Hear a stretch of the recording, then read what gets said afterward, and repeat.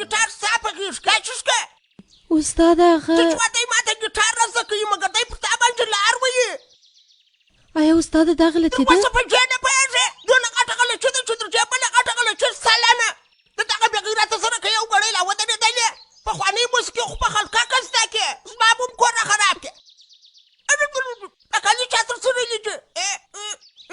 څه شي بې عزته دې کړه مخال مو تور کړه زواړې مې خطا شوې ستا د لاسه سله په شرمونو وشرمېدله شرمله ولاړه ده راته ای استاذه پښه دې در چوکاټ واړول ښه پر چوکاټ مې پښه واړوله ګیټار غږونکی اوس ماته سارنګۍ راشي اون را ساریګمه په دنیسه ته که برامایه که مرامایه خو زه سنجو یم سنجو چوهان هر مارو ملخ ته چې ګورې د ځان یې زمری جوړ کړی اوس مې ما او تا سره معلومه کړو چې شور ونه خورې زویه ولاړ یم سمه ده بلې شرمجانه که چې زما خبره واورېدل وبشرمېږه داسې څه وسوه خرابې لور چې د یو چا سره لار جوړه کړې ده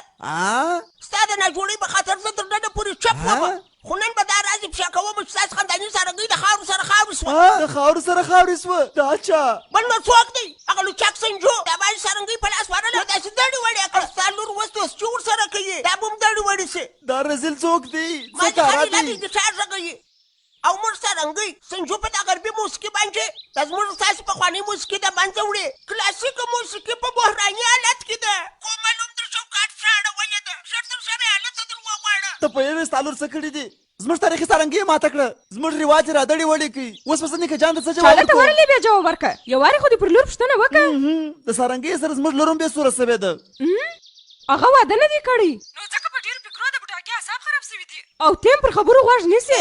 ورېنداره پر ما باندې سلامونه وایي ستا ورېندار رواج د خپلې لور په اړه فکر کوي او وایي د څه شي فکر یور دې سوه چې هغه څه وکړه خپله خو یې د غلو په رقم سارنګۍ د ځان سره واخیسته اروپا ته وتښتېدي او دلته بیا موږ ته زموږ د لور په اړه شکایتونه کوي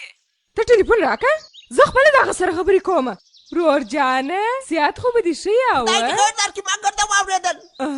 یو ځای یم چې شپه ورځ مې پر ځان یې وکړې ده او ستاسې ولور ته سارنګۍ ورزده کوم او ته داسې اپلای چې راته وایه ستا خوښه ده زه اوس ستا ولور ته ټلیفون ورکوم د هغې سره خبرې وکړه ما ته بخښه وکړه خبرې ورسره وکړه هغه هلک څوک دی سنجو چې دی ډېر ښه هلک دی مور دونه ښه هلک دی نو ولې د لاسه باسې اشته دا راته ووایه هغه څه کار کوي هغه یو ډېر ښه ګیټار غږونکی دی مور هغه ډېر ښه ګیټار غږونکی دی هغه مازې لوچاک دی بې غیرته دی ګیټار خو پرېږده چکې لاسه مینه کې شته لورې ته هېڅ فکر مه خرابوه ژر تر ژره د هغه ادرس راواستوه ستا پلار به د هغه د پلار سره خبرې وکړي ورسوه د هلک د کورنۍ سره خبرې وکړه زه ولې خبرې ورسره نو وکړم څه کوم سایه ور واستوه نو ورځې نو ورځې ومو لیدل خاوند چې سپین ږیری سي نو د مېرمنې د لاس سارنګۍ څه وسوه بیا یې د سارنګۍ وژغولو ته ملا وتړله راسه